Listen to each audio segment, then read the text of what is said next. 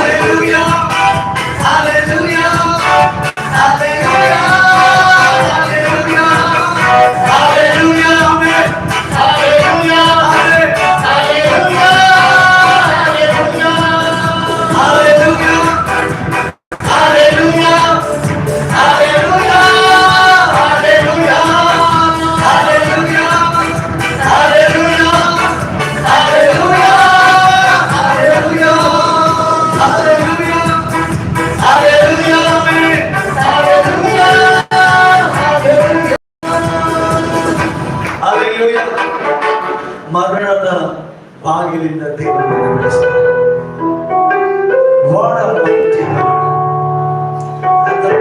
ದೇವರ ಮನೆ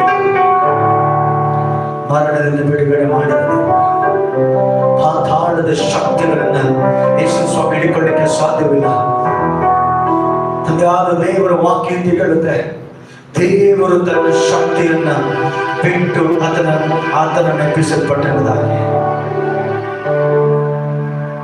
ಮರಣದ ಬಾಗಿಲಿಂದ ದೇವರು ನಮ್ಮನ್ನು ತಪ್ಪಿಸಿದ್ದಾರೆ. ಪುನರುತ್ಥಾನ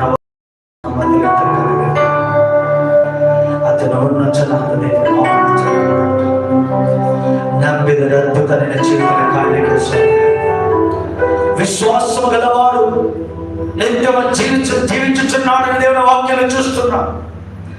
విశ్వాసமான மனிதன் அவன் நிரந்தரமாய் வாழ்வார் என்று கர்த்தருடைய வார்த்தை பார்க்கிறோம். நான் கர்த்தருக்குள் பிரியமான மனிதனாய் வாழ கர்த்தர் என்னை ತೆರೆದೆಡುತ್ತಿರುತ್ತಾರೆ. ಕ್ರಿಸ್ತನಿಗೆ ಪ್ರೀತಿಯಾಗಿ ದೇವರು ನಮ್ಮನ್ನು ಆಯ್ಕೆ ಮಾಡಿಕೊಂಡಿದ್ದಾರೆ. ನಾವು ಆತನ ದೃಷ್ಟಿಯಲ್ಲಿ we are so precious. ಆತನ ದೃಷ್ಟಿಯ ಮಾನ್ಯದ ಅಮೂಲ್ಯವಾದ ದೇವರು ನಮ್ಮನ್ನು ನೋಡುವವನಾಗಿದ್ದಾನೆ.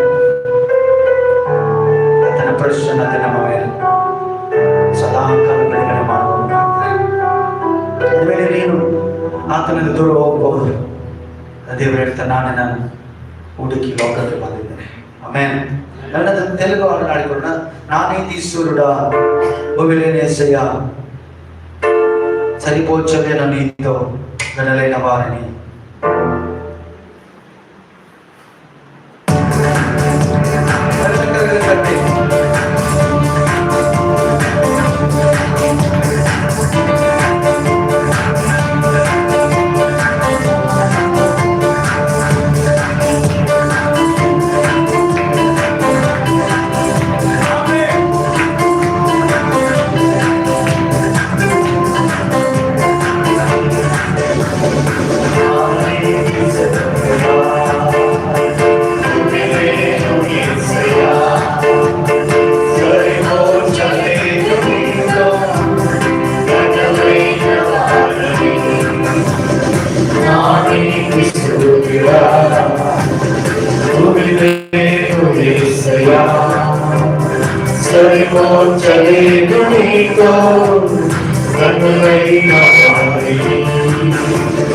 రాజులకే మహారాజు